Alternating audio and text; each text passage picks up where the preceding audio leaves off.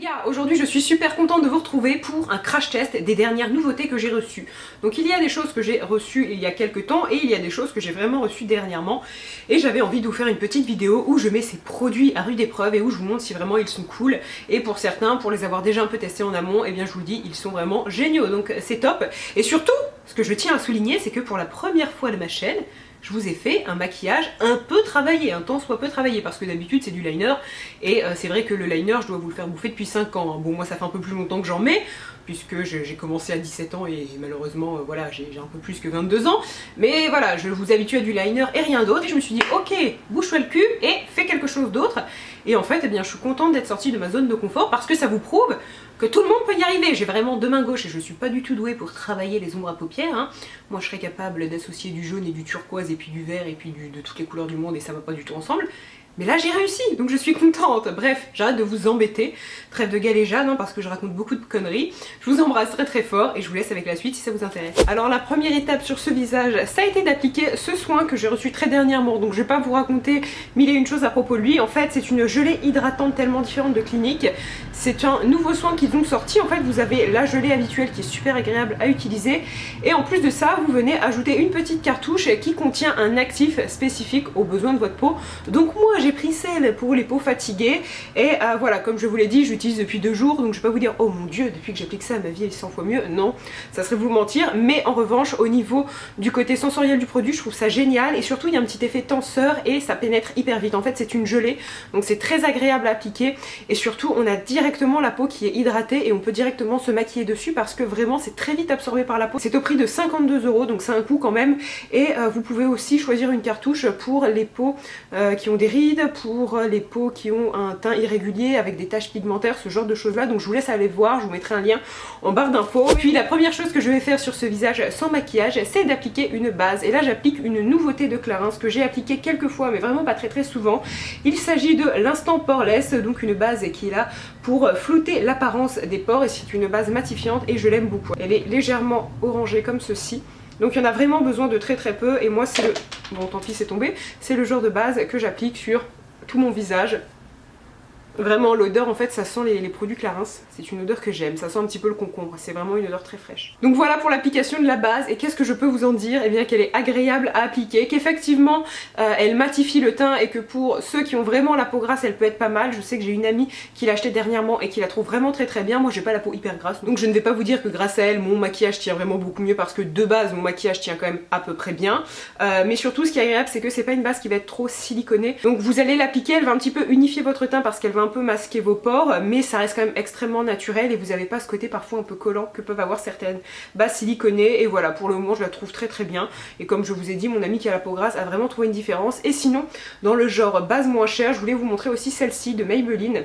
C'est la Face Studio Prime, donc c'est une base qui est là pour minimiser l'apparence des pores. Encore une fois celle-ci aussi est très bien. Je vous dirais qu'elle a peut-être un peu moins le côté matifiant et qu'il faut vraiment en appliquer très peu, sinon effectivement on peut avoir ce petit côté pas très agréable et un peu poisseux, mais ça reste comme une base très bien. Donc si vous avez un petit budget vous pouvez vous tourner vers celle-là, vous ne serez pas déçus. Puis maintenant que la base est appliquée, nous allons passer à l'application du fond de teint et nous allons appliquer celui-ci. Donc c'est un fond de teint que j'ai reçu très dernièrement de la part de Lancôme et c'est le teint Idol Ultra. Et d'ailleurs je félicite Lancôme, je l'avais déjà fait sur Instagram et je tiens à le redire parce que ils ont mis en place un petit système où on leur dit quelle teinte on veut recevoir et comme ça on ne reçoit pas 15 000, ce qui est quand même plus sympa parce que voilà ça évite le gâchis, tout ça. Moi forcément j'ai pris une des teintes les plus claires, je la trouve pas mais je vous la mettrai en barre d'infos. Et ce fond de teint je l'ai déjà testé pour un petit peu vous en parler et je l'aime mais de façon mitigée. Je vais vous expliquer.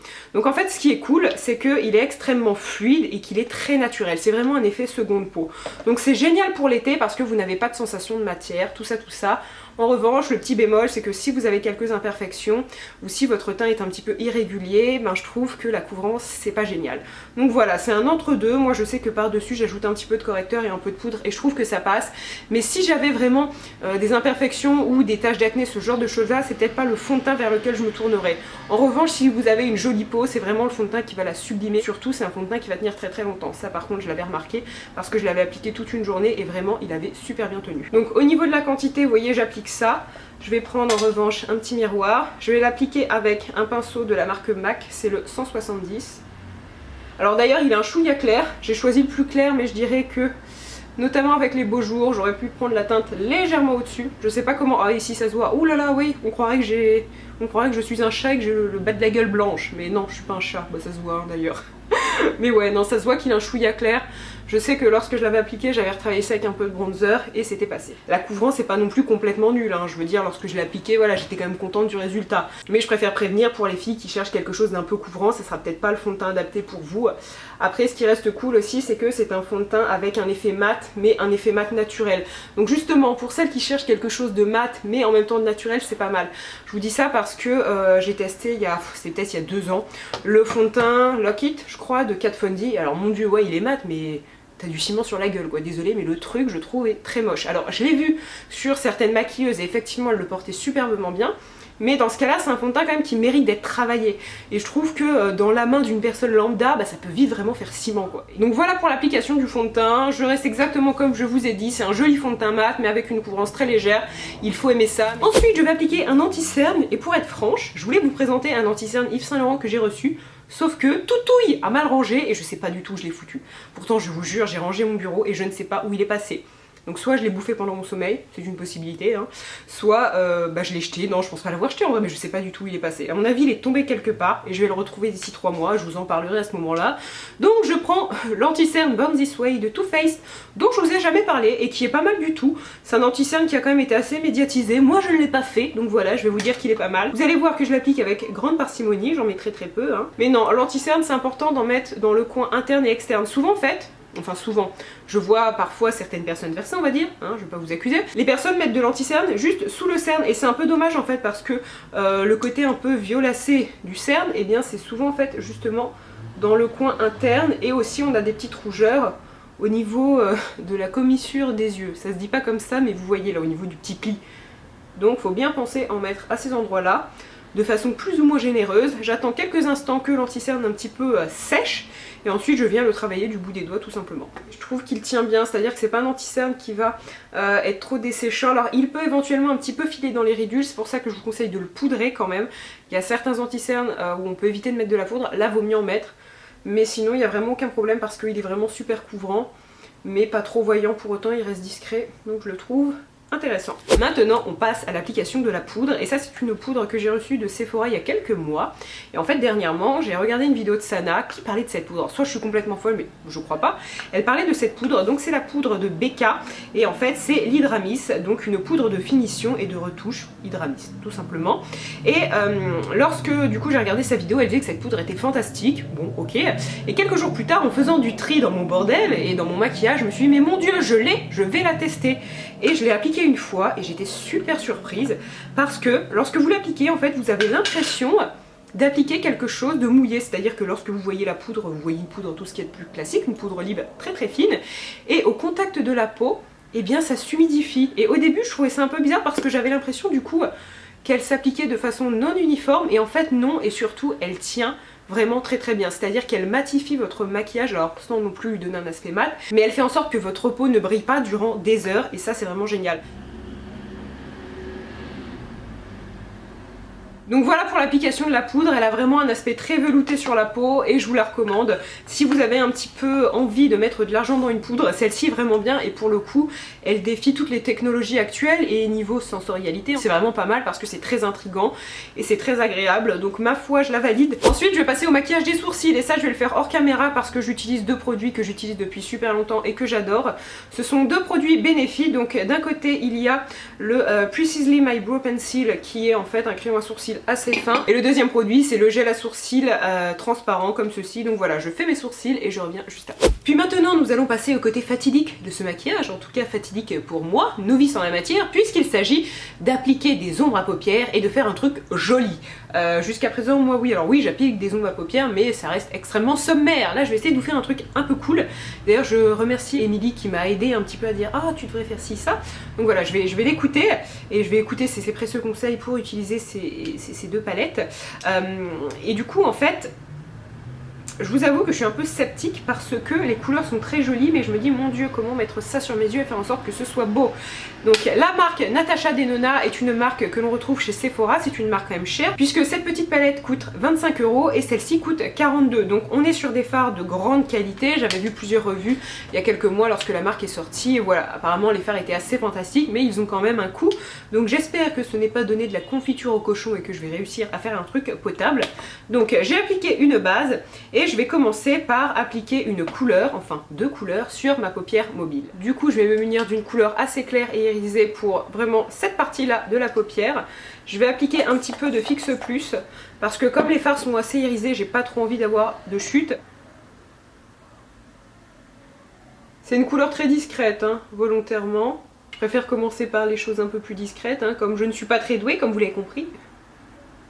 Ensuite, je vais appliquer une ombre à paupières légèrement plus foncée et surtout un côté un petit peu plus marronné sur en fait cette partie là de ma paupière, donc toujours sur la paupière mobile mais le côté mobile qui va vers mes oreilles. Voilà, c'est absolument pas clair hein. Mais en fait j'essaie de me mettre à la place de quelqu'un qui a peu l'habitude de se maquiller parce que oui effectivement bon bah j'ai quand même l'habitude de me maquiller mais j'applique assez peu de fard à paupières et surtout je fais assez peu de dégradés. Parfois j'en applique mais ça va être plutôt discret ou ça va être des ombres à paupières sous forme de crème et dans ce cas là ben, c'est quand même plus simple à travailler. Donc voilà, je parle de la façon la plus simple possible pour que vraiment vous puissiez bien voir ce que je fais et surtout que ça soit clair en fait, tout simplement. Donc comme je viens de vous le dire, j'applique ensuite... Ouais non, au niveau de la pigmentation par contre, c'est quand même excellent. Et encore une fois, il n'y a pas de chute. Donc ouais, c'est assez impressionnant, hein, je vais pas vous dire le contraire. Et en fait là après le but ça va être de dégrader. Pour pas qu'on voit la démarcation entre les deux. Alors il est important aussi, c'est plus intéressant pour éviter les chutes, d'appliquer l'ombre à paupières en aplat et pas de faire ça comme une bourrin parce que là effectivement vous allez vous retrouver avec de l'ombre à paupières partout. Ensuite on va essayer de très légèrement estomper pour avoir un truc assez discret. Mais comme les ombres à paupières sont un petit peu dans les mêmes tons, je vous avoue qu'elles se fondent plutôt bien assez facilement.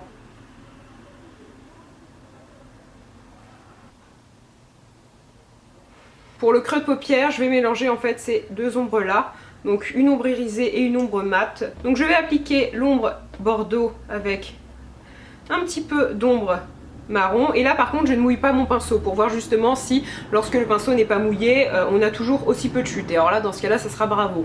Donc c'est parti. Oui donc comme vous voyez niveau pigmentation on a du résultat, il n'y a pas de problème, hein. C'est super pigmenté.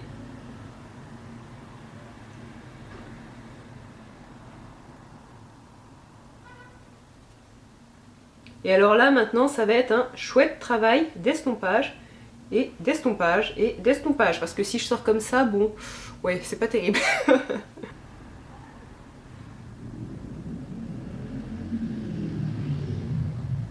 Lorsque vous avez du mal à estomper, ma petite astuce en fait c'est de reprendre une ombre à paupières assez claire en fait proche de la carnation et de repasser un petit peu là où vous avez mis de l'ombre à paupières. C'est un peu triché mais ça facilite quand même bien l'estompage. Donc voilà pour le premier œil. Lorsque je me regarde dans le miroir, je trouve que c'est très bien estompé. Lorsque je me regarde au retour écran, je fais ouais, t'aurais pu faire un effort ma vieille.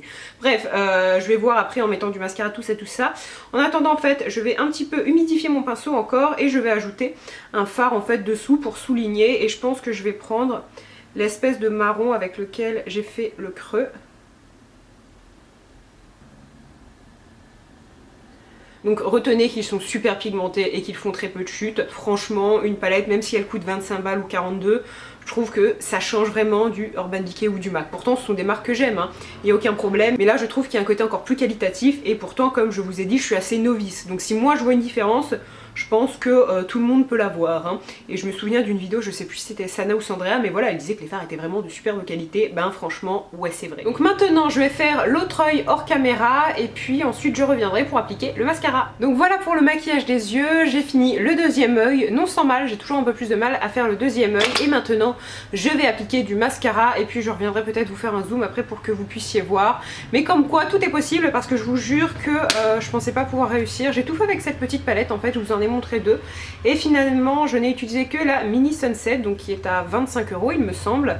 Et j'ai utilisé presque toutes les ombres à paupières, mis à part celle-ci. Donc vraiment très très bien. En ce qui concerne le mascara, je vais en appliquer deux. D'un côté il y a la base que a sorti Marc Jacobs dernièrement, et je vois que j'ai plein de swatchs sur les mains, désolée, qui est vraiment très très bien. Au début lorsque je l'ai reçu, je vous avoue que j'étais mauvaise langue et je me suis dit oh encore un besoin que la marque veut nous créer, il va y avoir aucune différence puisque déjà je suis désolée mais le Velvet Noir est un superbe mascara, il est super efficace pour donner beaucoup de volume, donc je me suis dit si votre mascara est si bien que ça les gars, pourquoi vous sortez une base? Et en fait eh bien je trouve que la base elle fait vraiment la différence lorsque comme moi vous avez des cils vraiment pas terribles. C'est à dire que ces derniers temps, je suis désolée la lumière est changeante, mais ces derniers temps mes cils ont eu tendance un petit peu à devenir plus courts, plus droits et encore moins nombreux, moins fournis, donc c'était pas terrible. Et lorsque j'ai appliqué cette base, ça leur donnait un côté beaucoup plus fourni, et après avec l'application du mascara on a vraiment l'impression que j'ai une belle frange de cils, donc c'est génial, j'ai du volume, de la longueur et de beaux cils, alors que sans la base et juste le mascara, ben je trouve que oui on voit que j'ai des cils mais qui sont très courts et ça fait un peu patte d'araignée, donc c'est pas terrible. Et ça vient pas du mascara, c'est vraiment moi en ce moment qui ai une nature de cils un peu compliquée. Bref, trêve de galéjade, je vais directement appliquer la base. Je sais pas si je vais tout vous montrer parce que je vous avoue que appliquer du mascara devant une caméra c'est dégueulasse, on a la bouche ouverte, on bave à moitié et on voit pas grand chose, hein. On applique tous du mascara de la même façon, donc je vais voir ce que ça donne. Donc voilà pour l'application de la base, bien évidemment elle blanchit les cils. Ensuite je passe directement à l'application du mascara et je vais faire gaffe de ne pas salir ma paupière pour éviter d'avoir tout à recommencer par derrière, ça serait sympa. Application du mascara fini et franchement je l'aime beaucoup. Alors le Velvet Noir de Marc Jacobs, je vous en ai déjà parlé, c'est un mascara qui va vous apporter du volume, de la longueur, qui va pas vous donner un aspect toile d'araignée, j'allais dire, non pas d'araignée, donc il est vraiment très très bien, c'est un très bon mascara. Maintenant pour remédier à ce visage tout pâle, nous allons rehausser tout ça avec cette palette de Benefit. C'est la Cheek Leaders Pink Squad, puisqu'il y a deux versions. Il y a une version bronze, il y a une version bronze et il y a celle-ci. 62 €, donc ce n'est pas rien. Effectivement ce n'est pas rien Robert, mais ce qui est cool c'est que elle est vraiment bien et elle est vraiment complète. Donc si vous avez envie d'avoir une ombre, si j'arrive à l'ouvrir, si vous avez envie en fait d'avoir un petit peu une multitude de couleurs, c'est-à-dire que là vous avez Dallas qui est vraiment une couleur qui est là pour un petit peu redimensionner votre visage, non pour faire du contouring, voilà, parce que c'est un marron mais un peu plus terne. Là vous avez un marron plus chaud, un peu plus orangé, ça c'est pour vraiment donner le côté bonne mine et le côté bronzer. Donc ou là pour le bronzer, Dallas pour un petit peu creuser. Là vous avez deux blushs que moi je mélange, donc vous avez California et Dents de Lion. California est un petit peu irisé, donc pour l'été c'est top. Et ensuite je finis par appliquer Tickle qui est un enlumineur. Alors c'est un enlumineur quand même assez rosé. Je vais appliquer comme je vous ai dit Dallas pour un petit peu creuser ma joue.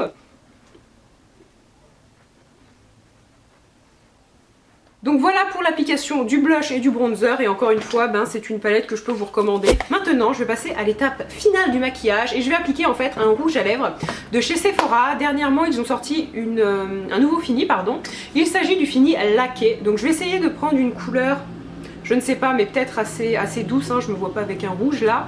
Et puis je vais l'appliquer, donc une fois la couleur choisie, je reviens et je vous montre tout ça. Couleur du rouge à lèvres choisie, et j'ai choisi d'appliquer le L15. Alors je ne suis absolument pas sûre que c'est sa couleur, mais dans tous les cas ça sera mis en barre d'infos, hein. Et voilà comment il se présente, et vraiment ils sont très très bien. Je n'ai pas essayé cette couleur encore, mais j'en ai essayé une autre hier, et c'est très joli, c'est un fini laqué, mais vous n'avez pas en fait ce fini laqué un peu désagréable que peuvent avoir certaines encres à lèvres, où on a l'impression que c'est un peu mouillé collant. C'est pas que c'est désagréable, mais moi en fait au fur et à mesure du temps ça m'énerve quoi. C'est bien 2 minutes et au bout de 5 minutes, 10 minutes, un quart d'heure, 2 heures, 3 heures, je trouve ça un peu ça colle quoi, je n'aime pas. Là ce n'est pas du tout le cas, on a juste l'impression en fait d'appliquer un baume à lèvres, mais le petit bémol, eh bien ça ne tient pas du feu de Dieu. Forcément les finis comme ça, un petit peu mouillés, laqués, eh bien oui ça tient moins bien qu'un mat, hein. Voilà, ça, il n'y a pas de miracle. Mais il reste quand même assez cool. Donc pour l'application, je sais pas si c'est la bonne couleur en fait que j'ai choisi, hein. C'est vraiment Toutouille se maquille. J'ai géré les yeux, mais alors après gérer les deux, faut pas trop m'en demander non plus, hein. Je suis un peu la youtubeuse du dimanche pour le maquillage.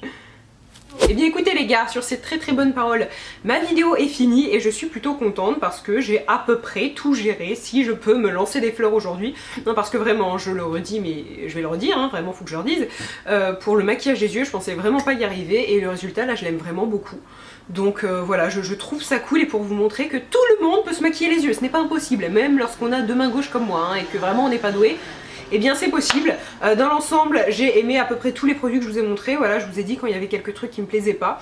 Donc je suis vraiment ravie les cocos. Je vous embrasse très très fort et surtout je vous dis à très bientôt. Bye.